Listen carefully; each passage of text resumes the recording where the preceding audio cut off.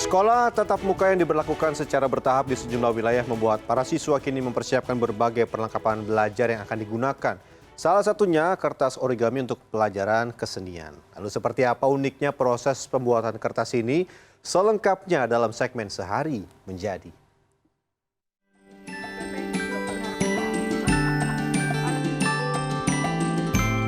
Apa di sini ada yang pernah melipat kertas menjadi berbagai bentuk seperti bangunan, bunga, burung hingga aneka satwa? Haha. Yap, ini dia seni kerajinan origami. Ori dalam bahasa Jepang memiliki arti lipatan dan kami artinya kertas. Biasanya pelajaran ini mulai dikenalkan kepada murid sejak sekolah dasar. Wah, lihat tuh pemirsa, dari lembaran kertas ini jadi berbagai macam bentuk yang bagus. Tuing, weh, sudah jadi. Ini bentuknya rabbit ya Bu ya? Ya, betul. Kelinci dan tadi ada salah-salah sedikit lipatan. Tapi akhirnya sudah jadi dibentulin sama ibunya. Tapi saya nggak hanya belajar untuk bikin lipatan dari origami saja, tapi saya juga akan bikin kertasnya. Selamat datang pemirsa Sehari Menjadi. Kalau tadi sudah melihat bikin kertas kayak gini kemudian jadi bagus, ternyata bikinnya juga tidak semudah itu kertas-kertas ini. Bikin sepak ini perjalanannya sangat panjang, bahkan sampai ada dipanas-panas ini segala seperti itu. Oke, kita akan mulai perjalanan panjang hari ini. Let's go.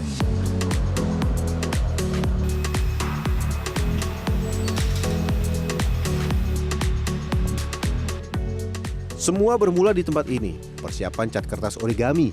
Ada beberapa bahan yang dicampur, ada air, polimer untuk merekatkan warna cat, dan pigmen warna yang diinginkan. Masukkan bahan-bahan secara perlahan agar tidak terjadi gumpalan yang bisa membuat kualitas cat berkurang. Terakhir, ada dispersing yang berfungsi untuk membuat sablonan kertas jadi merata. Nah ini minyak bukan sembarang minyak. Bukan minyak goreng ya, tapi ini minyak yang khusus. Biar kalau pas lagi di sablon tuh kertasnya dia licin ya. Rata dan nggak ada kayak gumpalan, nggak gelembung-gelembung, ataupun nggak di sini lengket banget, di sini nggak. Nah ini salah satu kuncinya pakai yang seperti ini nih.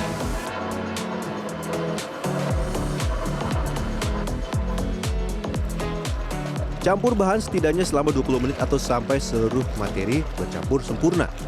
Mixing akan semakin lama jika bahan yang dipakai adalah bubuk. Setelah tercampur, kita akan uji terlebih dahulu ya. Ya. Nah, yang di sebelah kanan kamera, ini cat yang sudah dibuat, ini standarnya. Nah, yang ini yang warna yang baru kita buat. Kita akan tes seperti apa ya. Kalau warnanya beda, berarti harus kita samakan lagi. Karena kalau beda, zong! Kita tarikan ya. Oke. Kita lihat. Sama nggak nih warnanya? Waduh, susah beda ini. Sama nggak nih Bang? Sama ya? Oke. Konsistensi warna jadi kunci dalam proses pembuatan kertas origami. Kalau warnanya beda, wah bisa dikomplain sama pelanggan. Total ada 10 warna yang diproduksi di sini. Kuning, biru, hijau, biru muda, sampai merah marun. Cat sudah selesai, kita lanjut. Cat yang tadi dibuat langsung diaplikasikan ke mesin sablon. Sablonnya per lembar kertas supaya warnanya merata sempurna.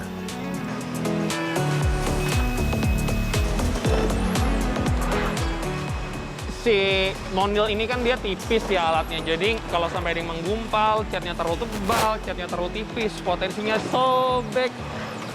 Jadi harus di-maintain. Apalagi gini nih, di pinggir-pinggir suka ada gumpalan-gumpalan tuh. Setelah beberapa kertas disablon, stop sebentar ya. Kita akan uji sampel terlebih dahulu. Periksa apakah ada pola garis di hasil sablonan. Ini bisa dilakukan saat cat mengering. Kalau cat tidak merata atau menggelembung, wah biasanya ada kendala di bagian mesin. Kalau warnanya sudah sesuai, langsung dilanjut. Kertas yang dimasukkan ke mesin sablon juga jangan sampai ada lipatan sama sekali. Nah, oke. Coba lagi ya. Gini, tarik. Gini. Nah, kagak mau lurus. Yang penting kaki dari Iya. harus udah lagi. Oh, belum lurus ya? Iya, betul. Oke. Injaknya sampai sini udah turun baru ngepas. Oke.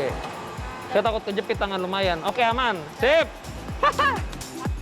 Wah, pekerja di sini cepat-cepat sekali ya. Kalau lambat, bisa-bisa produksi berkurang dan pelanggan komplain karena pesanan lama dikirim. Dalam sehari, rata-rata tempat ini mampu memproduksi sampai 10.000 lembar kertas origami berukuran 1 meter kali 60 cm. Jadi, tangan harus gerak cepat. Tapi harus teliti ya, kalau tidak... Wah, salah ya? Waduh, waduh. Oh iya. Miring dia jadinya Wah. simetrisnya. Niatnya pengen cepet-cepet malah salah. Boleh lihat Bu yang salahnya semana Bu? Oh iya, ini miring dikit doang loh. Iya. Simetrik nggak ada. Karena nanti beda sama yang ini. Karena akan bikin potongannya jadi beda. Iya beda. Oh sampai ada Iya. kecat juga tuh. Oke, ini yang saya pelajari di sini itu selain kita cepat harus bisa, juga harus teliti. Karena kalau sampai satu salah, sampai ke ujung-ujung nih, ntar bisa salah semua. Bu, saya ganti job desk ke narik-narik aja ya, daripada salah yang ini. Sablon sudah selesai, kini lanjut pengeringan. Pengeringan kertas origami bisa menggunakan ragam metode. Ada yang di oven, ada yang dijemur dengan matahari langsung. Kalau di sini kertas yang sudah disablon dipanaskan dengan oven setidaknya selama 5 menit. Tapi kalau hujan, proses bisa memakan waktu hingga 10 menit. Kertas yang sudah kering kemudian disortir satu persatu. Yap, lembar demi lembar dicek. Inilah pentingnya melakukan pengecekan sablon kering dengan sampel acak tadi, agar bisa terlihat jika nanti ada kesalahan. Karena kalau tidak, bisa-bisa seluruh produksi akan bermasalah. Tapi kalau cuma 1 atau 2 kertas, ya masih wajar lah. Kertas yang sobek atau cat tidak merata akan dipisahkan. Wih, tapi jangan dibuang. Kertas nantinya akan dijual ke pendaur ulang. Setelah dipastikan layak jual, kertas origami kemudian susun 5 lembar sesuai warna. Kertas 1 meter x 65 cm ini akan dipotong sesuai pesanan pelanggan. Ukuran terkecil 10 cm persegi, terbesar 30 cm persegi. Potong terlebih dahulu bagian tepi yang tidak terkena cat. Setelah itu baru bagian tengah kertas yang telah dicat dipotong sesuai pesanan. Nah, kalau kesalahan sablon hanya berdampak pada 1 kertas, di pemotongan ini kalau sampai salah, ribuan kertas akan gagal produksi. Nggak berani? Apa ini udah diukur tinggal naik doang. Coba. Mau nyoba. Bagi tugas ya, yang ngukur abangnya, yang narik karena sudah dipres baru saya. Tarik ya.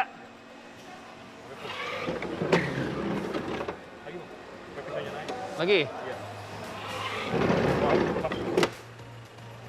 Udah? Oke. Ngeri. Kalau sampai gagal, aduh. Kesalahan bisa saja terjadi tidak hanya karena human error atau keteledoran pekerja, tapi kadang bisa juga karena kesalahan teknis, seperti kertas yang bergeser ketika dipotong. Setelah selesai dipotong, kertas langsung dikemas. Satu paket berisi 50 lembar kertas origami dengan 10 warna ini akan dikirim ke berbagai wilayah di Indonesia. Harganya juga bervariasi, mulai dari Rp3.000 sampai Rp12.000 untuk setiap kemasan. Lalu, apakah perjalanan saya sudah selesai? Wah, belum! Masih ada puluhan kilogram sisa cat yang tidak bisa langsung dibuang begitu saja. Selain penyaringan, cara lain yaitu dengan mencampur limbah dengan polialuminium klorid dan juga aluminium sulfat atau tawas untuk penjernihan air. Proses ini bisa memakan waktu 2-3 hari hingga air jadi jernih sempurna.